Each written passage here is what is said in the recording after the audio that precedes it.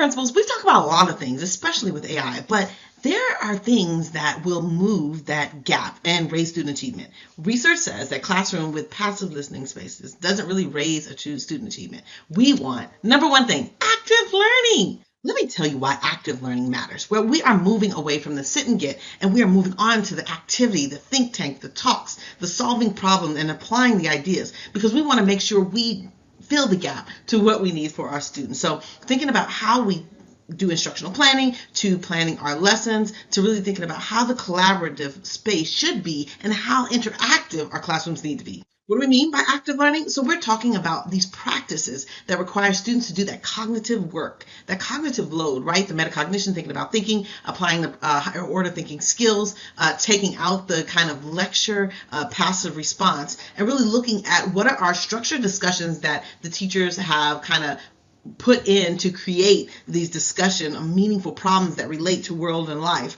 Thinking about how do we analyze data and pull from some of the things that we know and things that we want to grow, thinking about real world scenarios, and then thinking about how do we incorporate the project-based learning, talking about hands-on tasks and application to solve real world problems today. So we know the evidence is compelling, especially when we talk about active learning. It increases exam performance, right? Students are able to retain content and information. Students are no longer thinking about the sit and get. We are no longer in the space where lecturing will inform and engage students with context. And then we've analyzed studies, metacognition, thinking about analyzing some of these ideas. We know, especially in the STEM field, when students are able to grapple with the content, they are more successful. So across the field, same, when students are actively engaged in their learning, increased learning happens. So we think about equity, right? We think about how it is a powerful tool to advancing equity.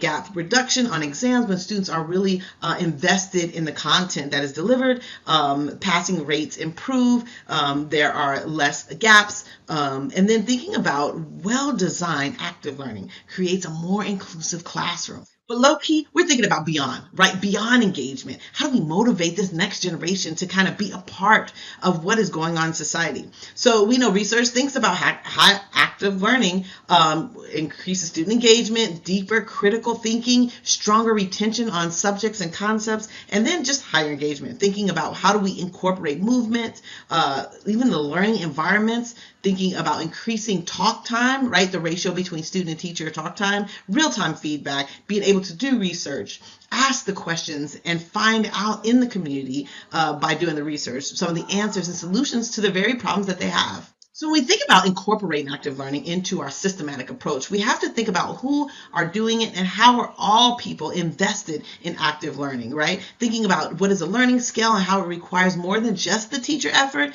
right? It's a systematic approach, right? What is the instructional expectation? What does the classroom design need to look like? What does the professional development need to look like that relates to improving in these areas? How does evaluation even play a role in this?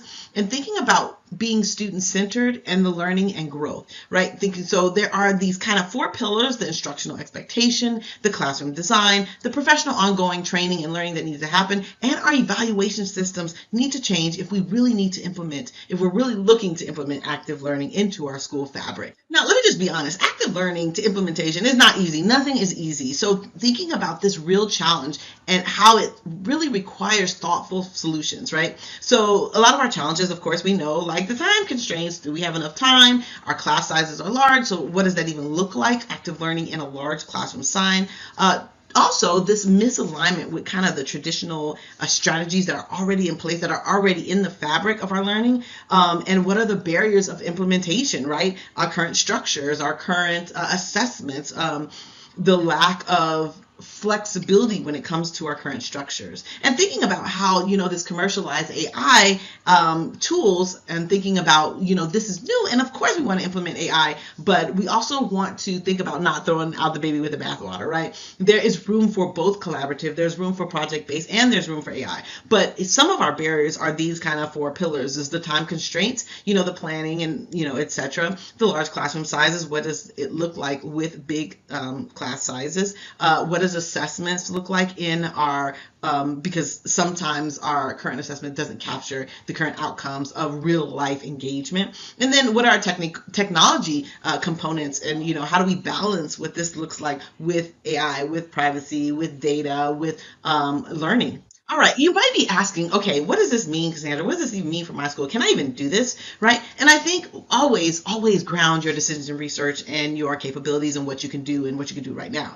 Thinking about how do we take a small case? How do we practice this? How do we implement little pieces in our instructional design? What do we need to do to build the system level, alignment? And how does leadership kind of embed this into the school system? Like, what are the expectations, resources? How do our evaluation systems work along with active engagement? And thinking of like some of our barriers, like I said, assessment is a big barrier. So what does this look like? And even taking time for coaching and professional development to align itself with active learning. But if you provide the time with coaching and flexible structures, it really helps teachers overcome this barrier of this constraint of these rigid structures that are in place. And then, of course, I'm all about centering our design around equity, thinking about how do we narrow the gaps, bring real life examples into the classroom, and then how do we know it's working? How do we evaluate the usage of technology, and how do we balance all this with the critical questions and understand the policy and the long-term impact of change? Now, what I say is, here are your key takeaways. Thinking about, we know research shows that active learning works. Being consistent across disciplines is a challenge, but it can be done. Equity matters. We are always thinking about how do we bridge the gap, how do we increase passage rates, really thinking about how do we engage or tug at the heartstrings of our students to want more, to invest, to take action in their learning. And then thinking about leadership. What does it mean to have a supportive leadership that provides professional development and training on active learning? So I hope you incorporate these tips. I hope you engage in active learning. And I love that you are as excited about active learning as I am. So if you need more, DM me. Talk to you soon. Bye.